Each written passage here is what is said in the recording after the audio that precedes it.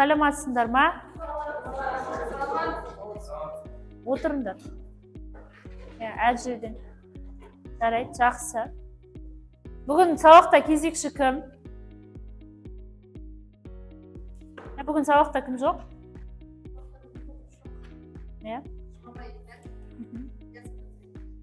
Жақсы, жарайды, отыра қойыңдар.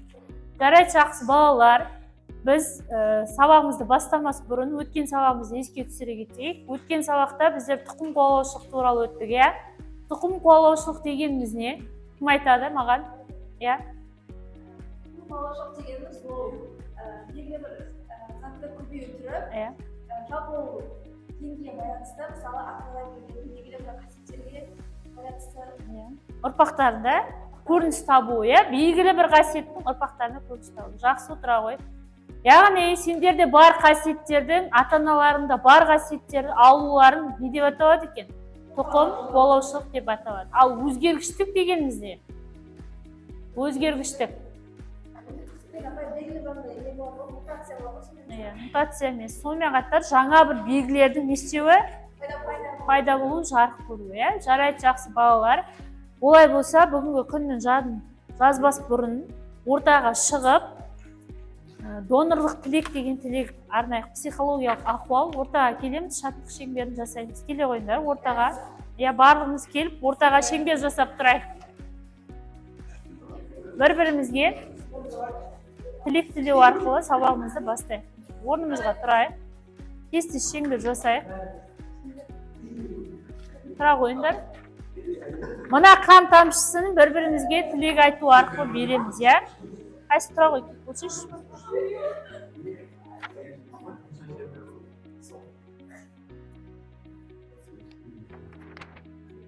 Қан өмір сыйы. Қазір мына қан тамшысын бір-бірімізге тілек айту арқылы береміз, Бұл өмір тамшысы деп. Мысалға үшін мен бірінші бастайын. Мадина, бүгінгі күніңе сәттілік тілеймін. Келесі, әрқайсымыз бір-бір тілек тілеймін. Жақсы көңілге келесі.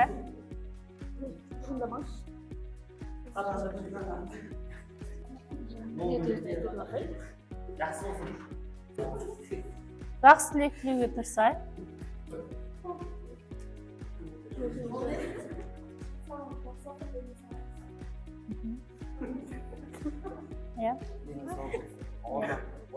Жарайды, жақсы ма?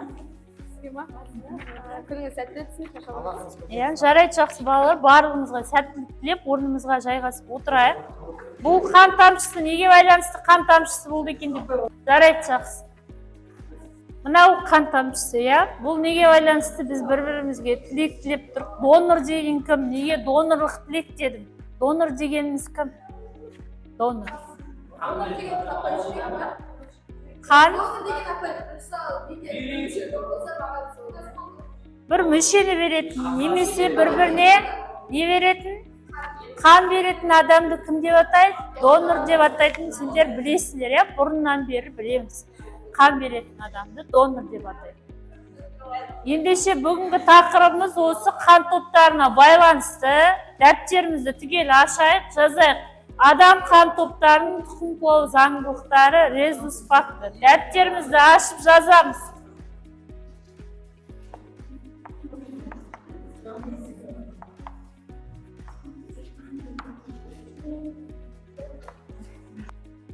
Тақырып жазайық. Адам қан топтарының тұқым қуалау заңдылықтары.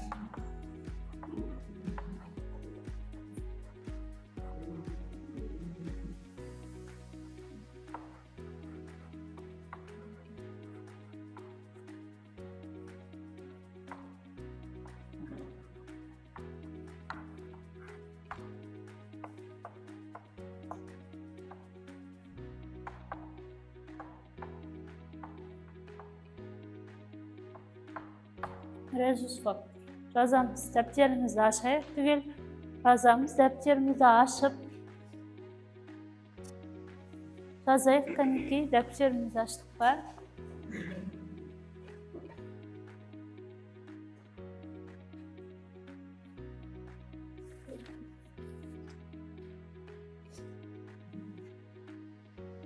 ашып жазайық дәптерге.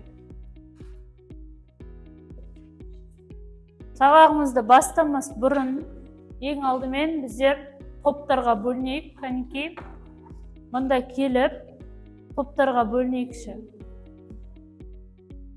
Топқа бөлінеміз қазір.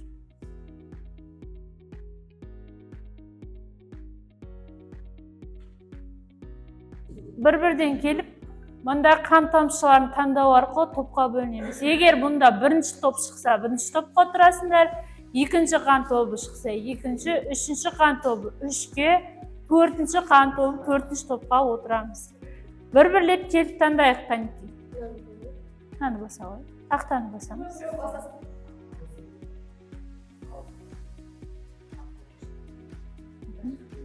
Бірінші топқа отырамыз. Келе ғой, тез-тез келіп таңдайық.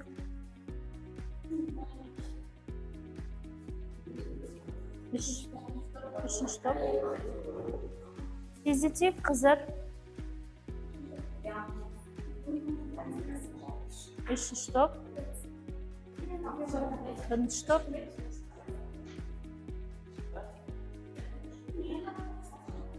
Бірінші топ.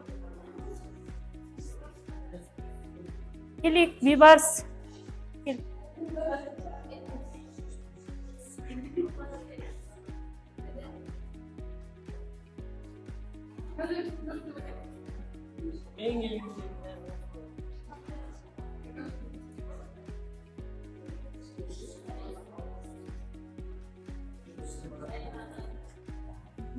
Төртінші топ. Екінші топ. Үшінші топ. Тездетіп келе қойыңдар.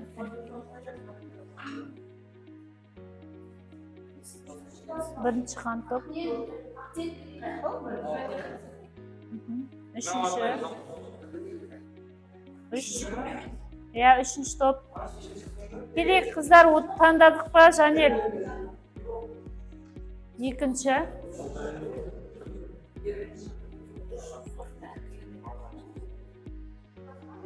Үш. Төрт. Екі. Төрт.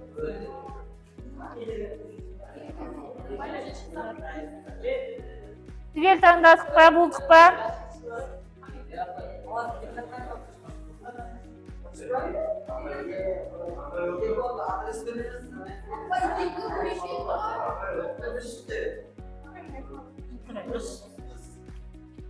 Отыра берейік, отырайық, Қанекей.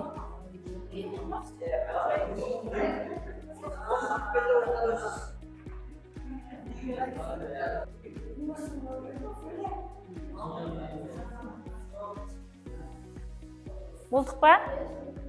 Топқа бөлініп болсақ, жарайды, жақсы балалар, топқа бөлініп болсақ, бүгінгі сабағымыздың мақсаты, негізгі мақсаты қан топтарын анықтау механизмін түсіну бүгінгі сабағымыздың негізгі мақсаты.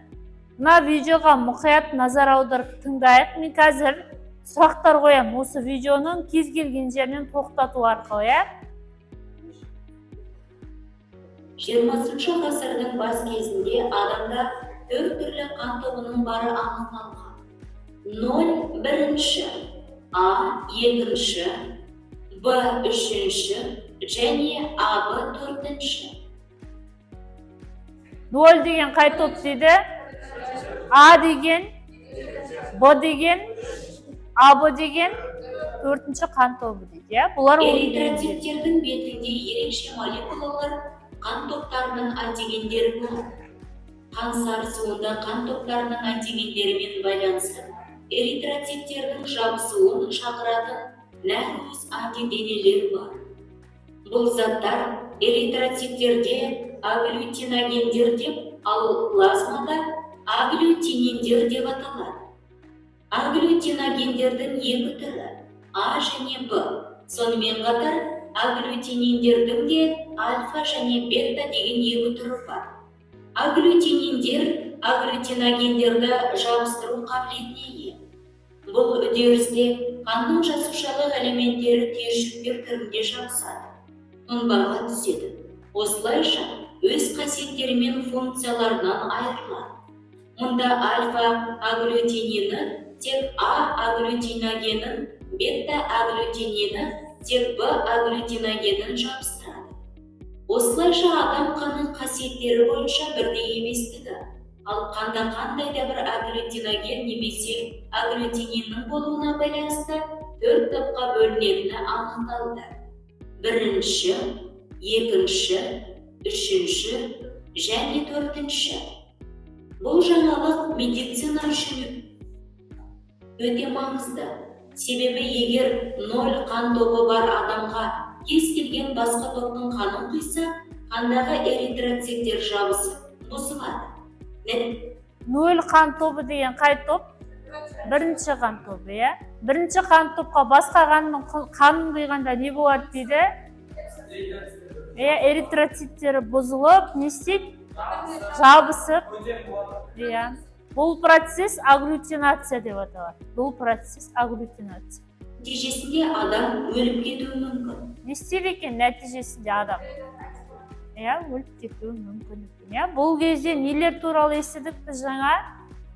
Жақсы, жаңа 4 қан тобымен таныстық, Бірінші қан тобында ешқандай агглютиноген болмайды. Сондықтан оның белгіленуі біздер білеміз, рим цифрлармен белгіленеді, қан топтары 1, 2, 3 және 4-ші қан тобы бар екен білеміз. Бірінші қан тобында ешқандай агглютинин жоқ, агглютиноген жоқ. Сондықтан оны 0 деп белгілейміз.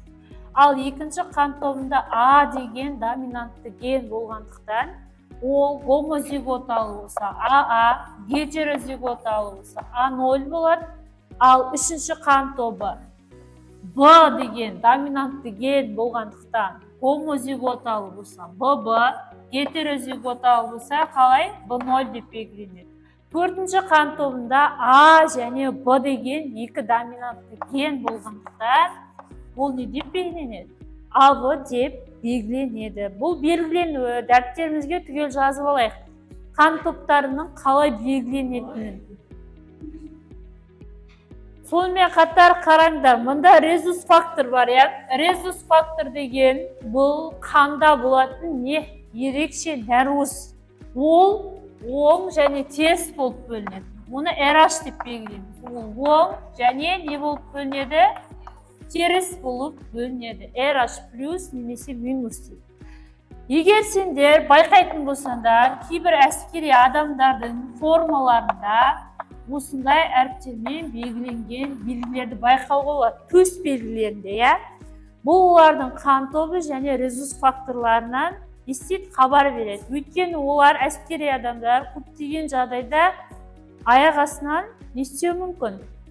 Оқыс жағдайларға тап болып қан жоғалтқан кезде олардың қанын анықтап отырмас үшін олардың алдындағы неге қарап, төс белгісіне қарап, қай топта екенін анықтайды. Ол бірінші қан тобы болса, осылай белгіленеді.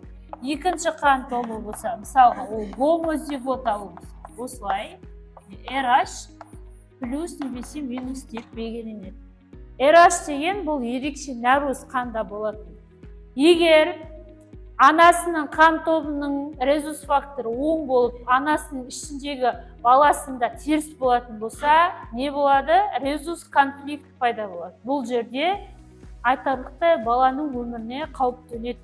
Қазіргі кезде білесіңдер, заман дамыған, неше түрлі гормоналды препараттар және басқа да препараттар шығуына байланысты бұл мәселе шешімін тауып жатыр.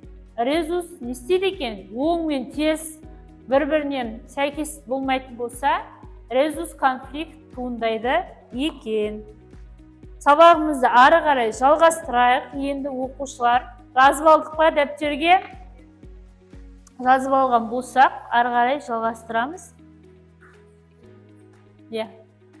Так. Бірінші тапсырма жеке орындаймыз, барлығымыз жеке орындайтын тапсырма. Бұл жерде сәйкестендіреміз. Бірінші қан тобы, 2, 3 және 4-ші қан тобы қалай белгіленетінін сәйкестендіріп тауып орындаймыз. 4 қан тобын дұрыс тапқан адамға 4 ұпай беріледі. Бағалау парағын таратам қазір барлығыңа. осы бағалау парағына ұпайларымызды не істеп отырамыз? Жазып, белгілеп отырамыз.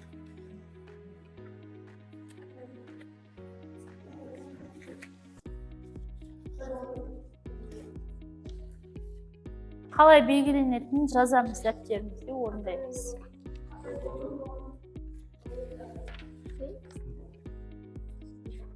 Аты жөнімізді жазайық, бағалау парағына ұпайларымызды белгілеп отырамыз. Болдыңдар ма? Қайсы? Так, біріншісі дұрыс, екіншісі дұрыс, үште дұрыс, төртте дұрыс. 4 ұпай белгілей қой. Бағалау парағына атыңды жазып, 4 ұпайды белгілейміз. Жаздың ба? Дұрыс төртеуде 4 ұпай. Бағалау парағына атыңды жазып, 4 ұпайды белгілейміз. Бірінші тапсырмаға 4 ұпай беріп. Дұрыс болған оқушылар 4 ұпаймен белгілейміз.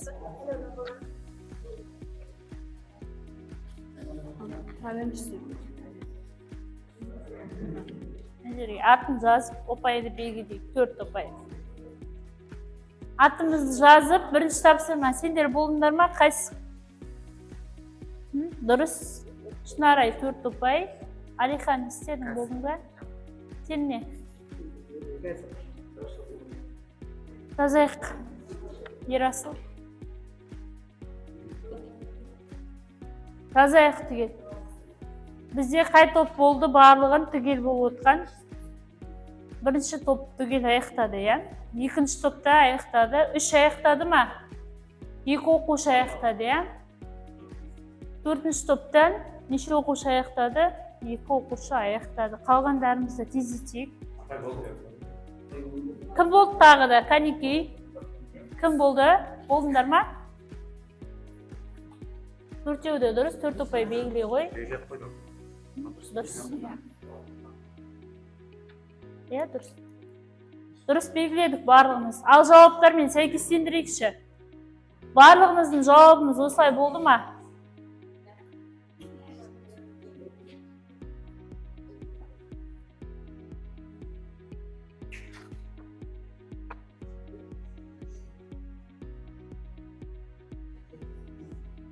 Мінеке, бірінші қан тобы қалай белгіленеді? 0 болып белгіленеді. Екінші қан тобы А, 3 неше? Б, ал 4 АБ деп белгіленеді. Барлығымызда дұрыс болды, я? Енді келесі тапсырма бұл жұптық тапсырма. Қасымызда отырған жұбымызбен, көршімізбен орындаймыз. Мына жерде донордың қандар берілген, қабылдаушының қаны және үйлесе ме? Мысалға, бірінші қан тобы 4-ке қиялама? 1-ді. 1 деген әмбебап донор емес па? Я, жоқ деген жауаптарды беріп ойнаймыз. Бұнда да 4 ұпай берем, 4 түрлі тапсырманы. Екінші тапсырмада. Екінші қан тобы 1-ге қан құя алама, 3 3-ге құя алама, 4 1-ге құя алама деген тапсырма. Дәптерге жазамыз. Болған оқушы болдық деп айтайық, кәнекей. Жазамыз. Дәптерімізге жазайық. Ал. Жоқ. Жоқ деп қысқа жауап жаза қойыңдар, я? Жоқ деп.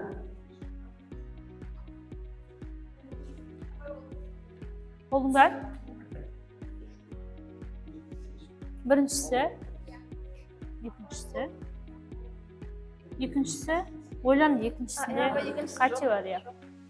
Үшіншісі, бір қате бар, 3 ұпай белгілей қой.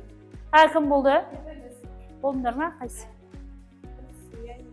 Дұрыс. 4 ұпай белгілейміз. Ақниет 4 ұпай. Мадина 4 ұпай. Қарақат 4 ұпай. Так, дұрыс. Жанел 4 ұпай. Сенде болдық па? Дұрыс. 4 ұпай белгілейміз. Бағалау парағымызға. Дұрыс, я? Ержанда да 4 ұпай. Дұрыс, 4 ұпайдан белгілей қойыңдар. Қайсы болдық па? Дұрыс. Екеуіңде дұрыс, 4 ұпайдан сен жаздың ба? Кім жазды? Жаздық па? Жаздың ба сен? 3-еуі дұрыс, 3 ұпай белгілей қой. Болдық па, Әлижан? Дұрыс, барлығы дұрыс. 4 ұпай белгілейміз. Жарайды, жақсы балалар, онда біледі екенбіз, иә? Көбіміз ажырата аламыз, солай ма? Жауаппен сәйкестендіріп көрейік. Бірінші қан тобы 4-ке қия алады, иә? Иә, өйткені бірінші қан тобы қандай? Әмбебап донор, иә? Екінші қан тобы 1-ге қан бере ала ма? Жоқ. Өйткені ол жерде не болады? Манағы клей сияқты жабысатын процесс не деп аталады? Агглютинация болады, иә? Келесі 3-ші топ 3-ке бере алады. 4-ші топ 2-ге бере ала ма? Жоқ, бере алмайды. 4 ешкімге не істей алмайды. Ол әмбебап қабылдаушы болып табылады, реципиент. Енді бізде 3-ші тапсырма топтық. Бұнда есептер берілген. Қарасаңыздар, қазір мен сендерге мысал ретінде бір есеп шығарып көрсетем. Сол есепке қарап отырып, осы есепті не істейсіңдер?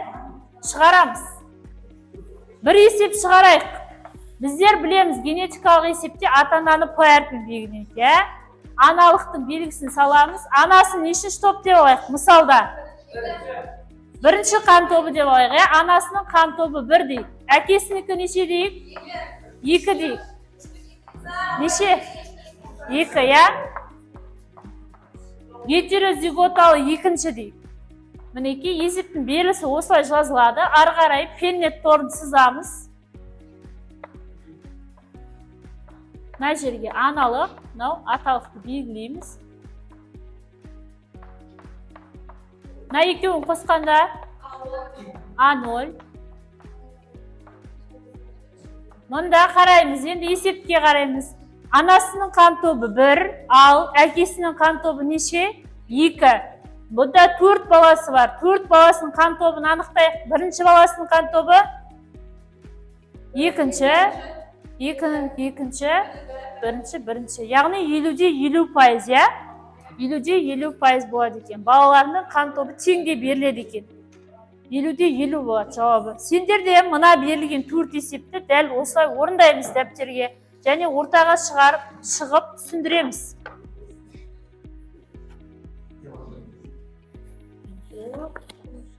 Ортаға шығып істейміз, түсіндіреміз, иә?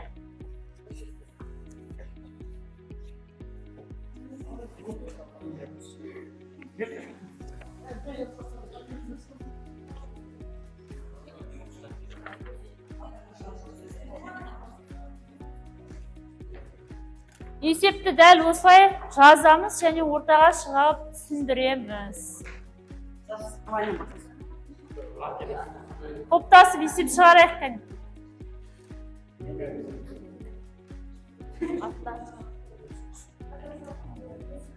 Есепті не істейміз?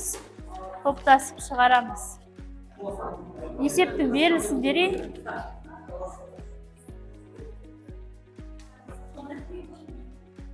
Есептің берілісі. Есептің берілісі. Берілген есептерді бердім. Так, бірінші есепте, бірінші топта не деген? Кішкен шығайды.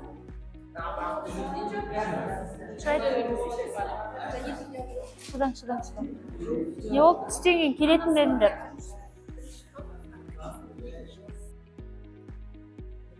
Жарайды, есептерді шығарайық. Сендердің есептерінде не деген? Бірінші не деген? Әкесінің қан тобы 4, ол қалай белгіленеді? 4 деген АБ болып белгіленеді. Келесі анасының қан тобы неше? 2. Балаларының қан тобы қандай болатындығын анықтау керек. Гомозиготалы болса қалай белгіленеді? Екінші қан тобы.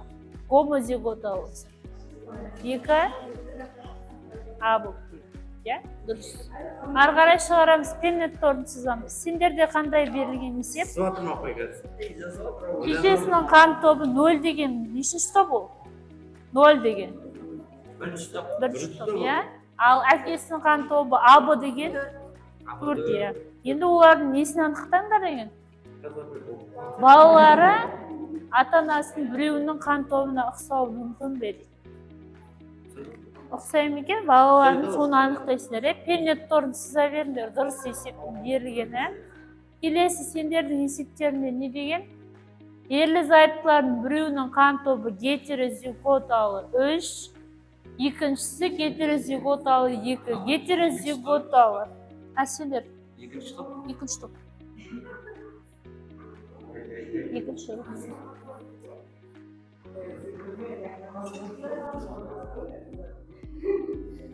Шешесінің қан тобы 0 дейді.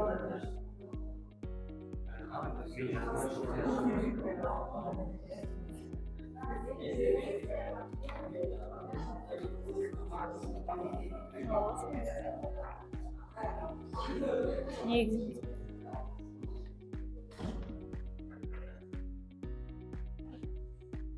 Дұрыс есептің жазып отырсыңдар, дұрыс берілген. Сендер жазып болдыңдар ма? Сендерде не деген? Қаны екінші топтағы ер адам, төртінші топтағы әйелінің отбасы құрды. Егер ер адам гомозиготалы болса, ер адам гомозиготалы болғанда қандай болады? А деген дұрыс. Мен жауабын нақтылайық. Жауабын нақтылап, сендер төртінші топсыңдар. Сендер үшінші топсыңдар, сендер екісіңдер, сендер бірсіңдер, Қай топ дайын болды?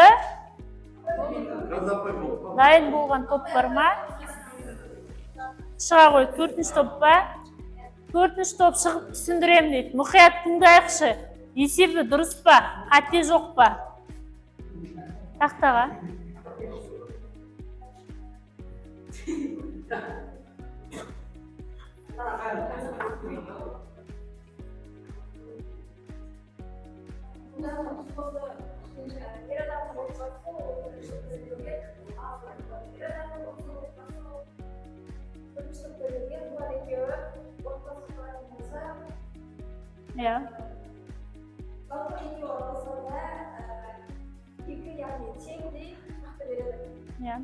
Екі баласының қан тобы қандай болады?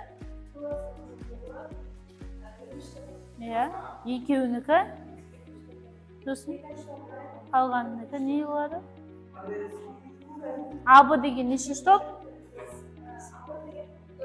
Төртінші топ. Екі және төртінші топ. Жауап 50-де 50 болады. Жақсы. Қай топ шығады?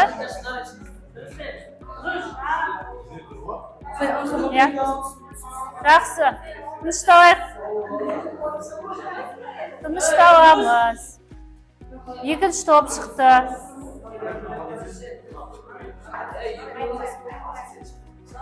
Так, тынышталайық, қане. Екінші топтың есебін қарайық. Шешесінің қаны не дейді? Бірінші топсыңдар сендер. Әкесінің қан тобы.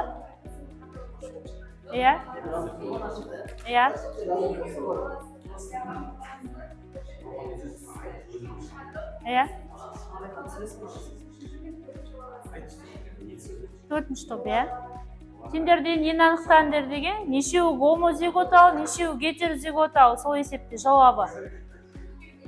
Екеуі гомозиготалы, екеуі қандай? Гетерозиготалы. Жақсы, дұрыс. Жарайды.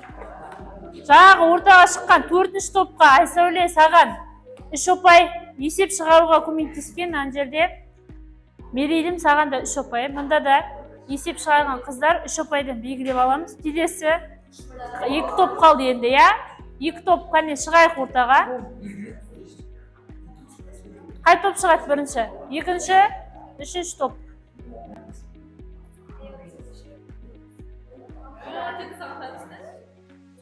Кәнеке, шығайықшы. Ержан, шығасыңдар ма? Алихан. Шынарай.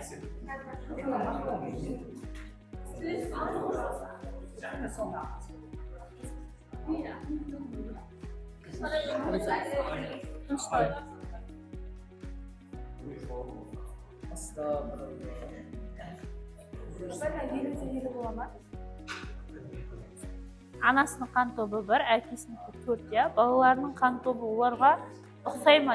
Ұқсамайды. Ұқсамайды, оларға мүмкін емес жаңа топтар шықты. А0 деген нешінші топ?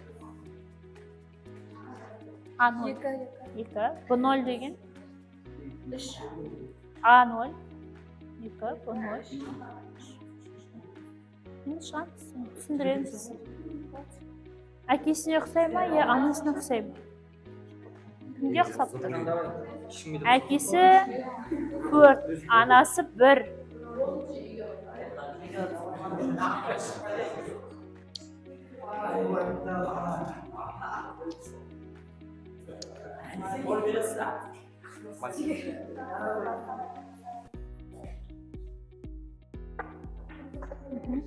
Иә.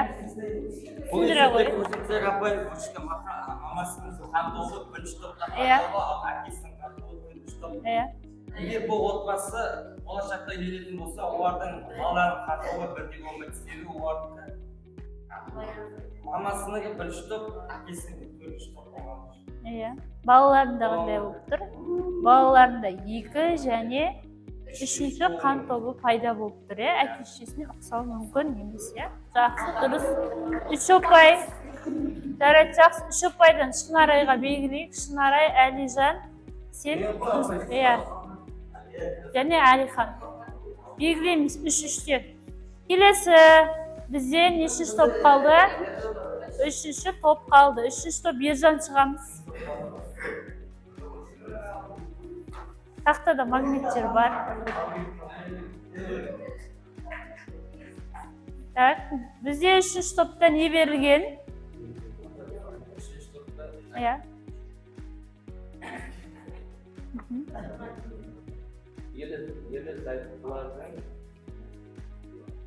Үшінші топ дейді. Оталар. Баласының қан тобы бірінші екінші баласы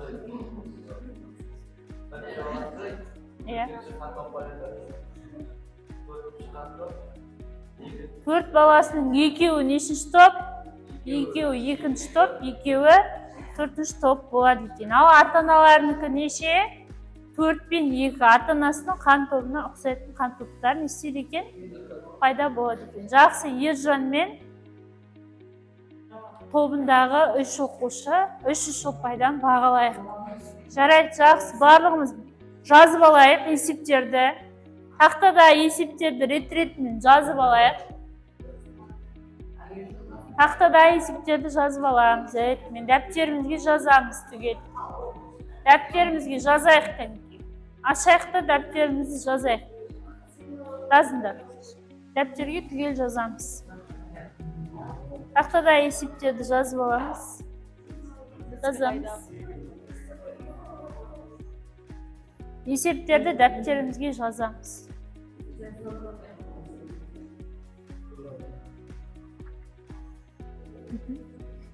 Ұпайларымызды белгілеп отырамыз. Жазайық. Дәптерге жазып алыңдар есептерді. Жазамыз дәптерге. Дәптеріне жаза ғой. Жаз. Жаз.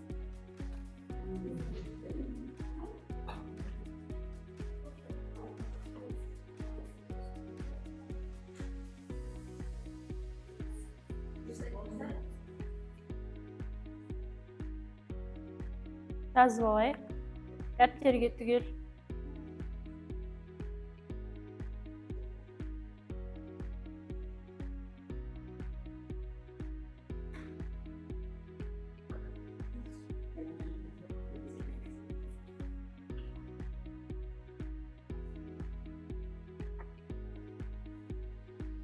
Так, балалар, енді мына тақтаға мұқият назар аударайық. Жазып отқан болсақ, жазып болғанымыз бар, жазып отқандарымыз.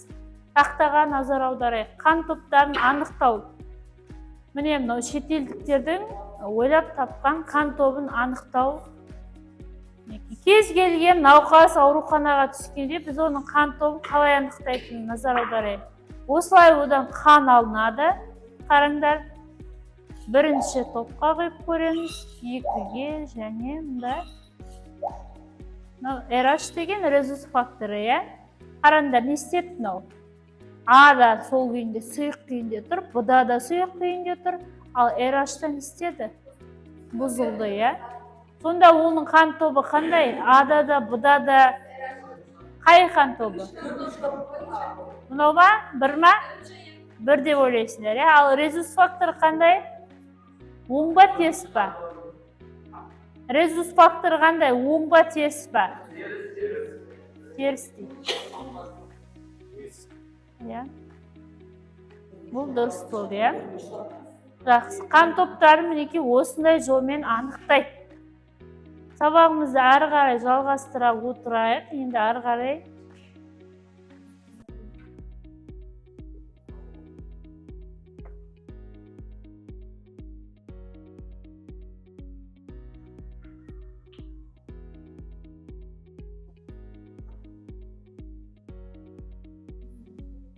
Мына сұрақтарға ауызша жауап беріп өтейік сабағымызда.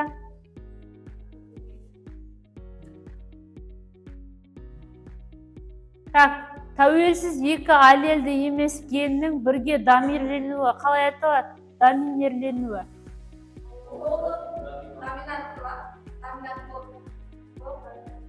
Қайсы сәтті? Кім айтты? Кодоминанттылық деген дұрыс. Бір оқушы айтты, бірақ дауысы анық шықпайды. Келесі, адамда неше қан тобы бар? 4 қан тобы бар. Дұрыс айтасыңдар. Келесі, әмбебап реципиент болатын адамның қан тобы. Реципиент деген кім? Қабыл. Иә, қабылдайтын кім? 4. Төртінші қан тобы әмбебап реципиент. Келесі, әмбебап донор деген кім? Бірінші қан тобы, иә? Агглютинация деп аталады. Жарайды, жақсы балалар, осымен сабағымызды ары қарай қорытындылайық. Бүгінгі сабақта біздер қандай тақырып өттік? Қан топтарын тұқым қуалауы және қалай белгіленуі туралы өттік. Әр топқа бір-бірден сұрақ қояйын. Сұрақтарға жауап беріп, сабағымызды қорытындылайық. Сосын бағалайық.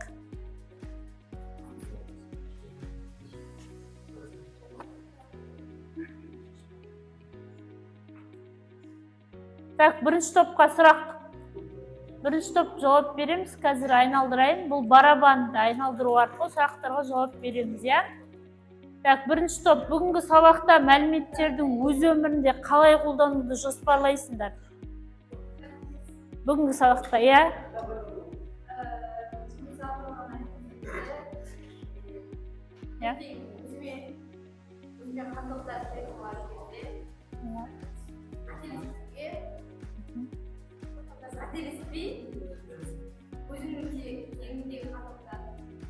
Жақсы, дұрыс айтасың. Келесі екінші топ.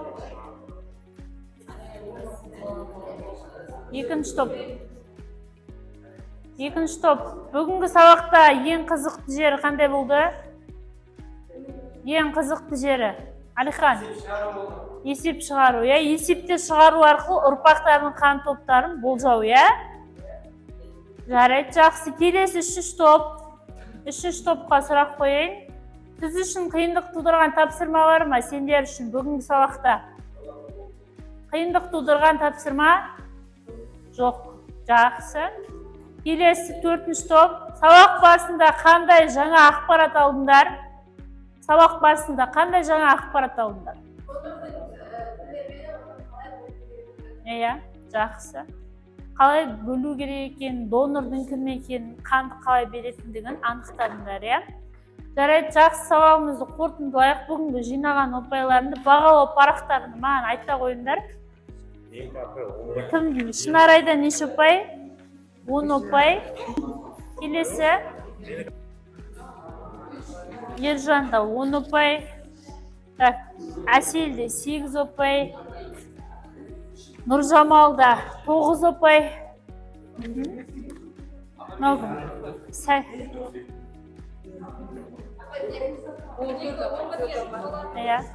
Жақсы.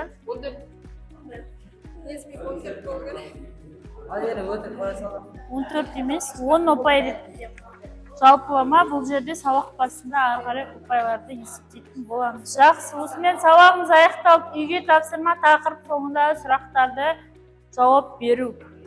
Сабағымыз аяқталып, сау болыңдар.